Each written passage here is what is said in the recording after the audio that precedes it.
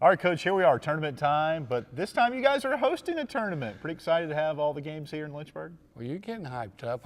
Your voice went really to another level right It's then. March. It's the best Yeah, time of year to be a broadcaster. I'm sure Coach as well. Oh, yeah. There's no doubt about that. We love March Madness, and I don't know. There's just something that just goes to another level from a coaching perspective, and it's a time of the year that you want to be playing your very best. And, you know, I think I share the same sentiments of a lot of people. It's just the best time of the year. And it's time for us as a team to be playing at our very best. Coming off the win over Campbell last time out, winning your last regular season game, does that give teams a springboard into postseason play? Well, it was certainly a great win for us, and we want to go out on a positive note with our senior, Audrey Rustat, and make it a positive experience for her. And being able to host and having the support of our administration and the community, we're excited for that, and I certainly think that was much better than losing the last game of the season. And but trying to establish who we are at home and make it tough on everybody to come in here and beat us on our own floor. How about an operation standpoint? We have a great operation staff here, and with the help of the Big South folks who I've run into coming in here, how much distractions are there hosting a tournament, and how do you alleviate that as much as you can? Well, I think you're going to deal with distractions even if you're on the road or at home, and I have to compliment our entire administration, our staff, game management, some great people, along with the Big South coming in hand in hand, setting up and managing and for the operations to go. And I'm excited because, you know what, they've taken it all off my back. They're trying to push me away and let me do my thing and work with 15 young ladies and work with the coaching staff just to keep the main thing for us. And I think that's a sign of a great administration for both Big South and currently here at Liberty to manage the game operation. So I just want to compliment them right now. They're top shelf, first class, and they're doing an excellent job of keeping me away and not messing things up and just working with our team. At this time of year, I always like asking coaches and players this question. Growing up, either coaching or playing, are there some tournament games you remember? You talked to me on the radio show a couple of weeks ago about being at the Final Four in 1982 in the Superdome when Michael Jordan hit a shot that beat Georgetown. But that game aside, are there other ones that we could be here all day talking about it that really come to mind to you? Maybe ones that you weren't coaching or playing in that you're like, wow, that was a really cool tournament game in March. Well, I think every year has their own identity. I mean, you look back at men's basketball last year, or even look at what UConn women are doing this year, and even a conference play. Come on, we had a girl that go 10 for 10 from three-point range. And I think there's nobody in the NBA or WNBA that's ever done that. And I think it might have been tied by one other guy, you know, going 10 for 10. Just some amazing things. Specifically, my own personal experiences.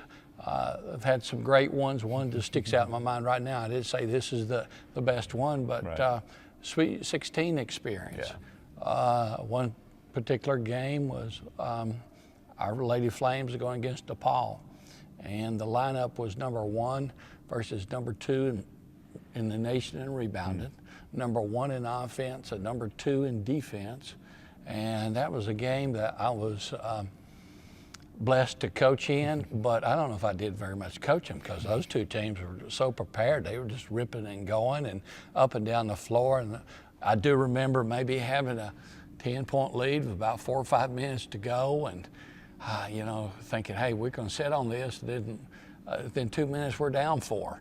And that's how that game went. And we fought back, took that win, and got into the Sweet 16. And that's just one that stands out in my mind. And it's really time for not the coaches, but the players to shine. And the teams that really play together are going to be the most successful. You know, Sports Center and all of us want to remember the last second shot, the kids falling out of bounds, and everyone, you can show me like that, I can show you probably 2 times as much, if not 4 times, those kids trying to do things that they shouldn't be doing and turning the ball over, and more negatives coming out of that. So it's a time of year that the players own, and those that can operate and not beat themselves and just execute are the ones that usually are champions.